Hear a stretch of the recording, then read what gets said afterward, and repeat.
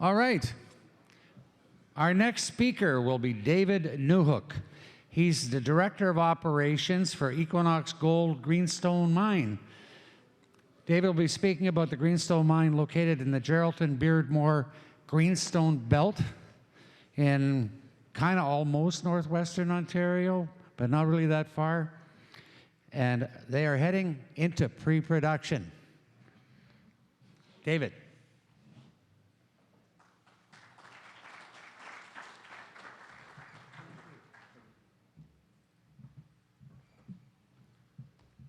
Good afternoon, everybody. It's a pleasure to be here today. It's great to be back in the town of Timmins. I lived here for 9 years, back about 10 years ago, so it's great to see the place thriving with new industry here. So it's good to be here. I would like to begin the presentation by acknowledging the land on which we operate on. It's the Treaty 9 territory, and it's the traditional territories of AZA, Airland First Nation, Gunungami First Nation, Long Lake 58, and the citizens of the Métis Nation of Ontario, all of which we have defined benefit agreements with and partners with in this project. Typical forward-looking statements, cautionary notes. I won't go through this, of course. Brief agenda. The Greenstone Mine history. It's a prolific mining area. There's been lots of underground mines, lots of shafts, so lots of activity here in the past.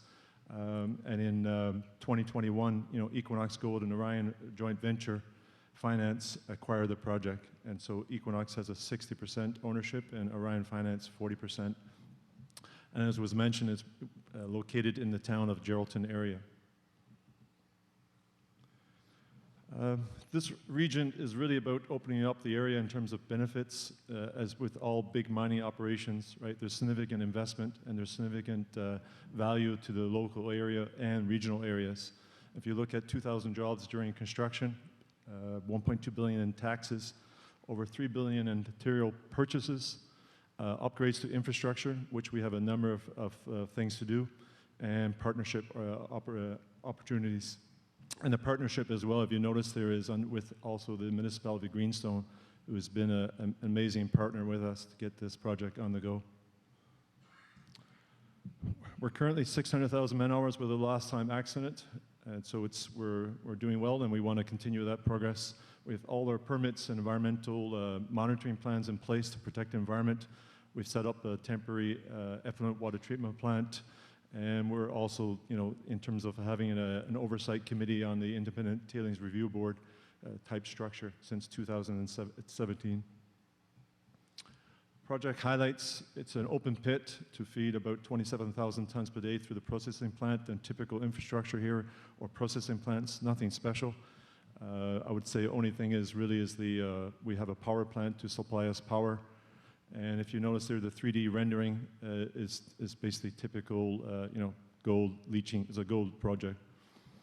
It's 5.5 million ounces of reserves, 5 million of recoverable gold, and about an average of 370,000 ounces per year over a 14-year mine life. And the first gold will be poured in H1 2024, and the mining activities will start in this fall. So we're basically right now in the middle of things. And the construction is, we're basically into the middle of construction as well. Here's one of the things that we've done, built in the during the winter, and it will be put online in this fall.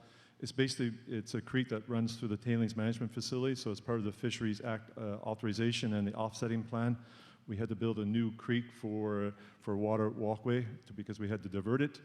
And so this is a great collaboration with our stakeholders and our Indigenous partners to create basically a new creek diversion for the area and for all the aquatic life. Here's the North Dam, and the water to the left is the water that would be diverted into the creek. I have quite a few photographs, and so it's basically where we're at now, and a lot of these things, as you see here, is in May, so there's fairly recent photographs that you see here. So once again here, in terms of items here, if you notice here is the power plant over here, and basically the deposit is on the east side, and the infrastructure is on the west side in terms of processing. and it's south of the highway. Here's the administration building, which we'll be moving into in a few weeks here, so everybody can be working together in all one place, which is quite important for us and for everybody. Here's the permanent water effluent treatment plant. We're just installing the modules before we enclose it, and so that'll be operational very soon. Pond, here's truck shop, a warehouse, various activities. So we're basically in the middle of starting up with the main earthworks are done in terms of the plant site, and now we're into the mode of concrete and steel erection for this summer and fall to enclose all the buildings before winter hits. And if anybody who lives in the north realized that it was a cold winter and lots of snow, so we had quite a few challenges this past year, but we managed to do it. Looking at some of the infrastructure, to your left, you see is an OPP that needs to be relocated. There's also, in terms of a MTO station, a Honey substation as well, a substation, and the highway, which is the main Trans-Canada highway that needs to be diverted. And if you notice, just in the very top, right here is the pit runs right through the highway runs right through the pit, so it needs to be diverted. So the highway needs to be diverted to the north. So we're basically doing a bit of a loop. Basically the highway is right through the pit, and which is very common, of course, because that's where geologists like to explore near highways. Here's Highway 11 relocation as well, just the actual one that will be coming on next year. Here I've talked about some of these activities in terms of where we're at right now in terms of progress for the different activities. And here's the things that we need to do here in Q3, Q4 to enclose the buildings. And basically it's almost everything, right? it's basically all needs to be done this year in terms of critical enclosing the buildings. Some milestones. There was a commercial decision to start building this property last October, last year. Mine pre-production October. The power plant commissioning is next summer, fall. Management facility as well next fall. Highway 11 handover is next fall. And the first goal is H1 2024. In terms of mining here, we have 5 phases. I'll skip to that. We'll go to temporary. This is just another temporary facility until the permanent one's built. Here's the mining slide. So basically we have 5 phases, and we'll start at phase 1. We'll start at phase 1 right here.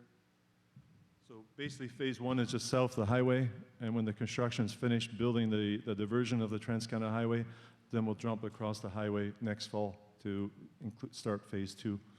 And if you notice here on the left-hand side, just a picture of the pit. It's basically 2 kilometers long, 600 meters deep, and about 200,000 tons per day from the pit, generally. So reasonable size, strip ratio is about 5 to 1.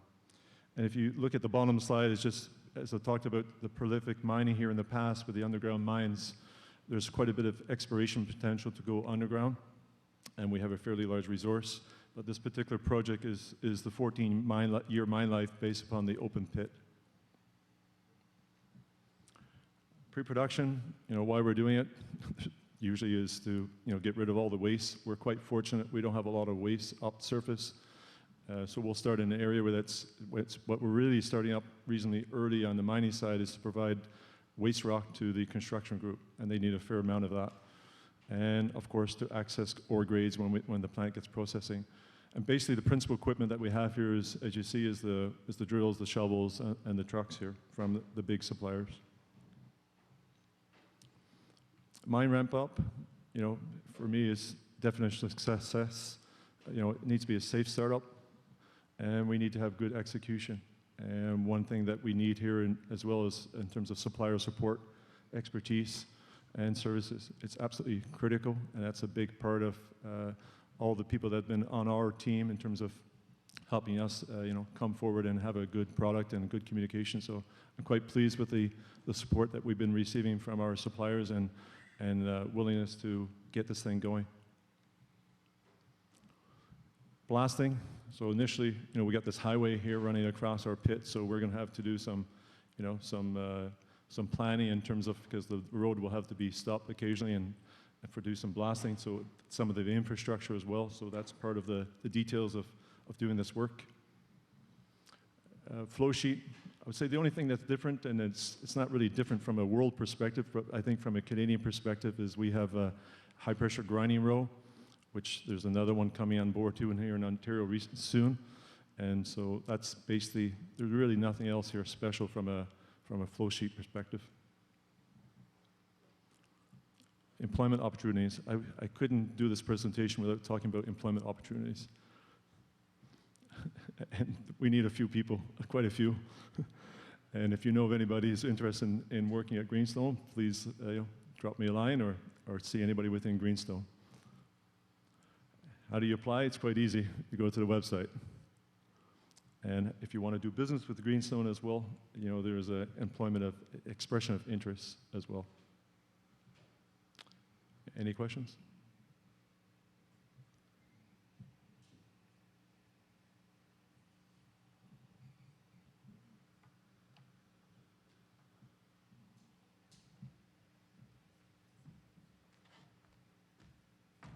Well, thank you, David.